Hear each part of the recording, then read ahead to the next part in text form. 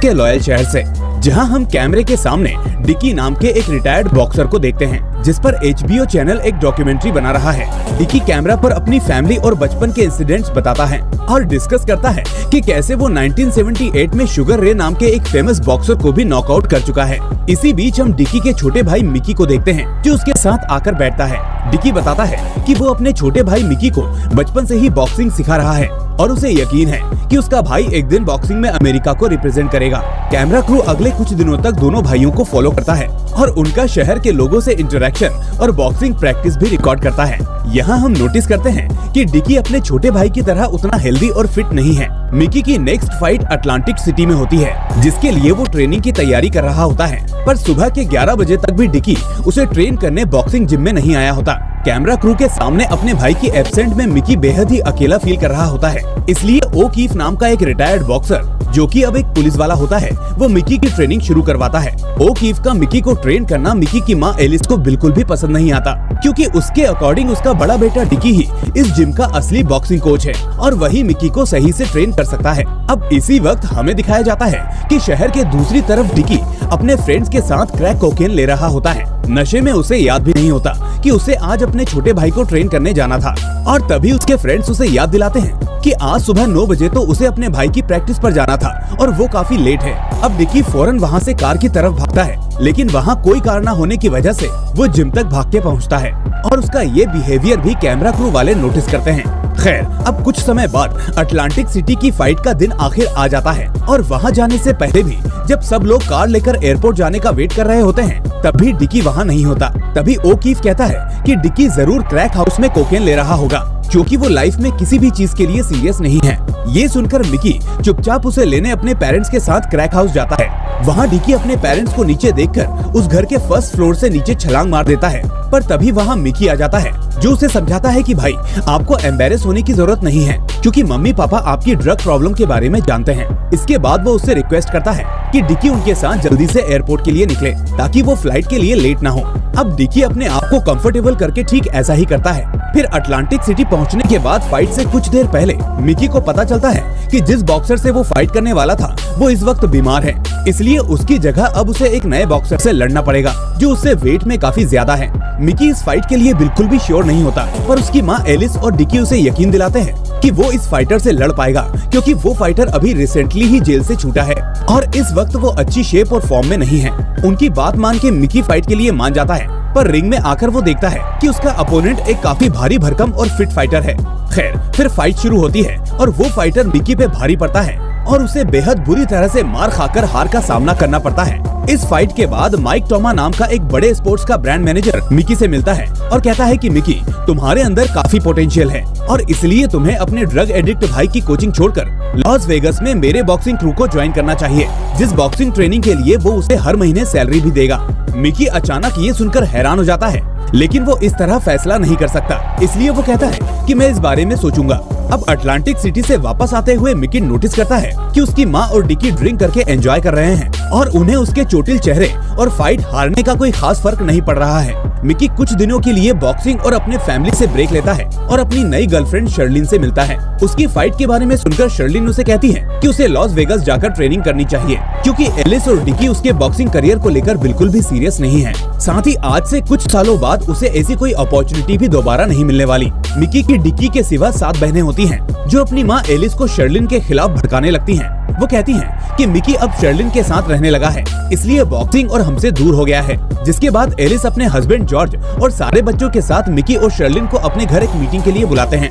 Alice कहती है कि उसने मिकी के लिए एक नई फाइट अरेंज की है, पर मिकी कहता है कि अब वो ये छोटी फाइट्स नहीं लड़ना चाहता और वो लास वेगस जाकर ट्रेनिंग करना चाहता है, क्योंकि यहाँ कोई उसकी बॉक्सिंग को लेकर सीरियस नहीं है। मिकी कहता है कि यहाँ फाइट्स करके वो कुछ अर्न भी नहीं कर रहा और वहाँ ट्रेनिंग और बॉक्सिंग मैचेस के लिए उसे पैसे भी मिलेंगे, जिस पर डिकी अपने भाई से फैमिली ना छोड़ के उसके साथ ट्रेनिंग करते रहने के लिए कहता है। वो कहता है कि लास वेगस वाले तुम्हें जो भी सैलरी देंगे उतने पैसे तुम हर महीने मुझसे ले लेना, लेकिन फैमिली छोड़कर मत जाओ।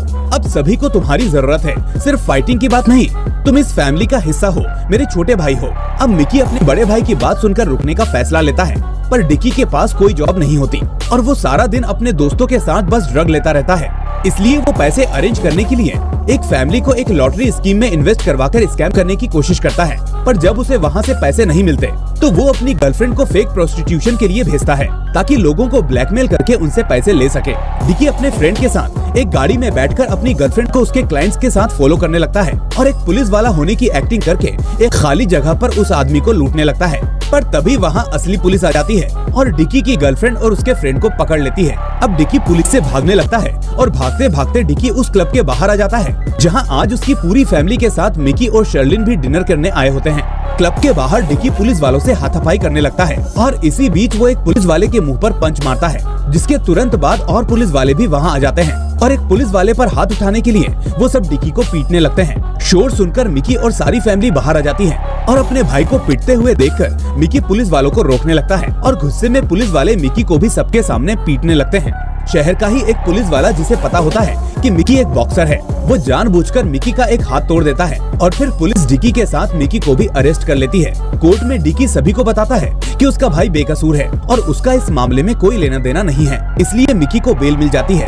पर डिकी को ड्रग्स लेकर चोरी करने और पुलिस पर अटैक करने के लिए कई सालों की सजा होती है। इसके बाद मिकी अपने भाई से सारे रिश्ते तोड़ लेता है क्योंकि डिकी और उसकी ड्रग प्रॉब्लम की वजह से वो कभी अपनी बॉक्सिंग पर अब फोकस नहीं कर पाएगा। खैर, अब डिकी वहाँ से जेल चला जाता है जहाँ जेल में ड्रग्स न मिलने की वजह से उसे विड्रॉल सिम्टम्स आने लगते हैं और उसकी तबीयत भी काफी बिगड़ जाती है। कुछ दिनों बाद HBO की वो डिकी पर बनाई हुई डॉक्यूमेंट्री टीवी पर रिलीज होती है, जिस वजह से डिकी की सभी कैदियों के बीच में पॉपुलैरिटी भी बढ़ जाती है क्योंकि उसे लगता है कि रॉकी जैसी कोई मूवी उसके ऊपर बनाई जाएगी। पर डिकी पर हुए केस का फायदा उठाते हुए अब ब्रॉडकास्टर्स कुछ उल्टा करते हैं ताकि उन्हें कंट्रोवर्सी करके कुछ ज्यादा अर्निंग्स हो सके।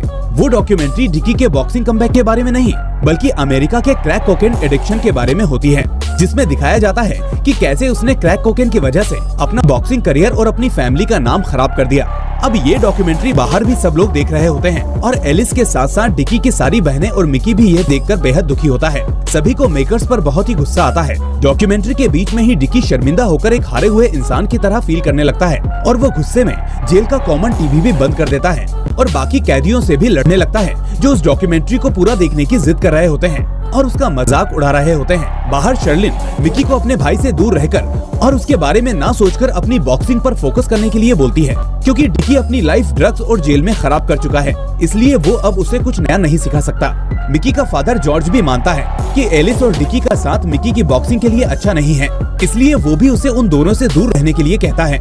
जॉर्ज के कहने पर ओकीफ मिकी का नया ट्रेनर बन जाता है और जल्द ही मिकी का इंजर्ड हाथ भी ठीक होने लगता है, जिसके बाद वो सब भूल के सिर्फ अपनी ट्रेनिंग पर ध्यान देने लगता है। मिकी अब अपनी माँ एलिस की जगह सेल नाम के एक आदमी को अपना मैनेजर असाइन कर लेता है। शार्लिन, ओकीफ और सेल तीनों इसी शर्त पर मिकी की टीम में आते हैं कि मिकी फिर कभी अपने भाई डिकी या माँ एलिस को अपनी बॉक्सिंग के बीच में नहीं आने देगा। मिकी पहले इस बारे में सोचता है, वो बचपन से लेकर अब तक की सारी मेमोरीज को याद करने लगता है। दरअसल उसे पता है कि उसका भाई गलत नहीं है, वो उसको आगे ही बढ़ाना चाहता है, पर नशा उसकी मजबूरी बन चुका है, इसलिए आखिर में मिकी सभी की बात मान जाता है।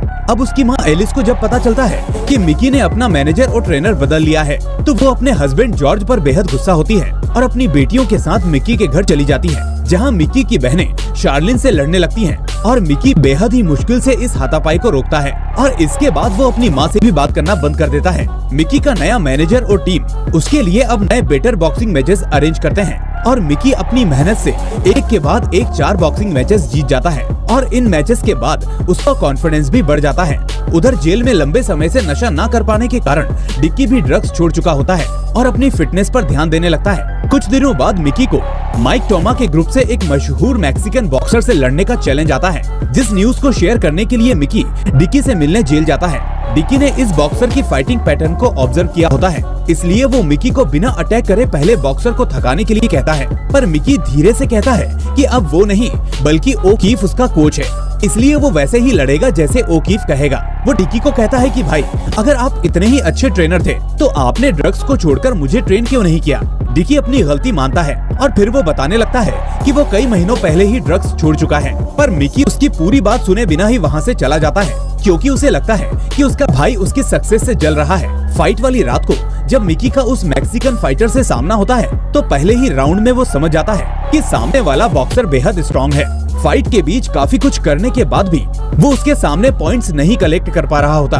पर तभी उसे अपने बड़े भाई डिकी की बात याद आती है, इसलिए वो ओकीफ की स्ट्रेटेजी को छोड़कर डिकी का बताया हुआ प्लान फॉलो करने लगता है और 5 राउंड्स तक सिर्फ खुद को डिफेंड करके बॉक्सर से मार खाता रहता है। अब धीरे धीरे ऑडियंस भी बोर होने लगती है और जब सभी लोग श्योर होते हैं कि मिकी ये फाइट हार जाएगा, डिकी भी जेल के अंदर से एलिस से फोन पर बात कर रहा होता है, जो उसे बता रही होती है कि मिकी ये फाइट हार रहा है। लेकिन तभी डिकी उसे भरोसा रखने को बोलता है और बोलता है, माँ तुम फिक्र मत करो, मिकी हार नहीं रहा बल्कि सामने वाले फाइटर को हरा रहा है। इसके बाद हम देखते हैं कि उसी प्लान के अकॉर्डिंग अपने अपोनेंट को थका हुआ देखकर मिकी फेस और साइड पंचेस मार के उसको नॉकआउट कर देता है और इस जीत से सारी मीडिया और ऑडियंस एकदम से चौंक जाते हैं। इस जीत को देखकर जेल में डिकी, जेल के गार्ड्स और बाकी कैदी भी उसके भाई के इस मैच का जश्न मनाते हैं और इसी जीत के साथ मिकी लंदन में होने वाले बॉक्सिंग के वर्ल्ड फाइनल के लिए भी क्वालिफाई कर जाता है। अब कुछ दिनों बाद जब डिकी जेल से पेरोल पर बाहर आता है तो एलिस उसे पिक करने जाती है। डिकी के दिमाग में इस वक्त सिर्फ अपना भाई चल रहा होता है।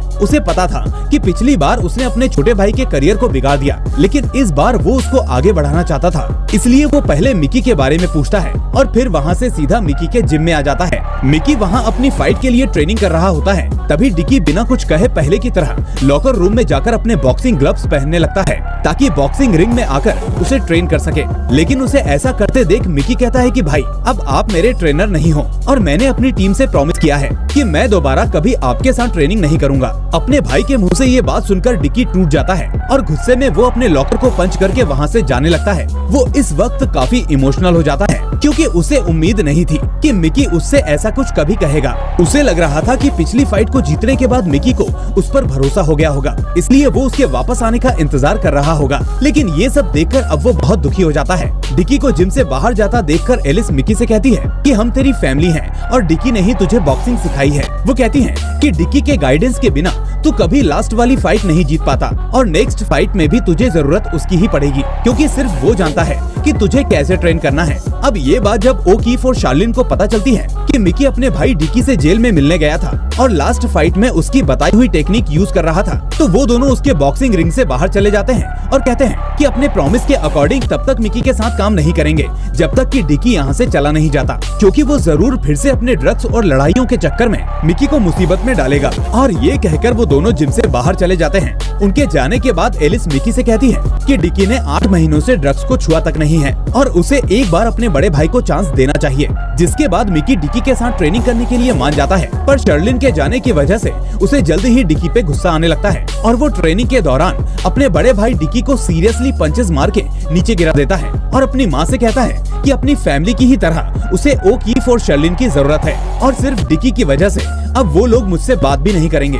अब ये सुनकर डिकी फिर से मायूस हो जाता है। हालांकि वो अपने छोटे भाई का गुस्सा समझ रहा होता है, लेकिन वो चाहता है कि आखिरी बार उसका भाई उस पर विश्वास करे। खैर, उधर डिकी की बहनों ने उसके जेल से लौटने की खुशी में एक केक बनाया होता है, लेकिन मिकी से मार खाके डिकी अपना वेलकम केक लेकर जिम से बाहर चला जाता है और जॉर्ज उसे परेशान होकर आवाज लगाता है क्योंकि उसे लगता है कि डिकी फिर से क्रैक हाउस में जाकर ड्रग्स करने लगेगा। पर डिकी क्रैक हाउस में जाकर अपने पुराने साथियों को वो केक देकर आगे बढ़ जाता है और ड्रग्स नहीं लेता। इसके बाद वो सीधा शर्लिन के घर जाता है और उसे यकीन दिलाता है कि वो ड्रग्स छोड़ चुका है और फिर कभी मिकी के लिए कोई प्रॉब्लम क्रिएट नहीं करेगा। वो कहता है कि मिकी को मेरी कोचिंग और तुम्हारी जरूरत है और इस वक्त हम सबका उसके साथ रहना जरूरी है, वरना इस स्ट्रेस की वजह से वो वर्ल्ड चैंपियनशिप हार जाएगा। पर तभी मिकी भी वहाँ आ जाता है जहाँ शर्लिन और डिकी कहते हैं कि अब वो सब साथ में रहेंगे। जिसके बाद दोनों भाई पहले से भी कहीं ज्यादा हाई ट्रेनिंग करने लगते हैं और मिकी वर्ल्ड चैंपियनशिप फाइट के लिए रेडी होने लगता है। फाइट के लिए पूरी फैमिली लंदन जाती है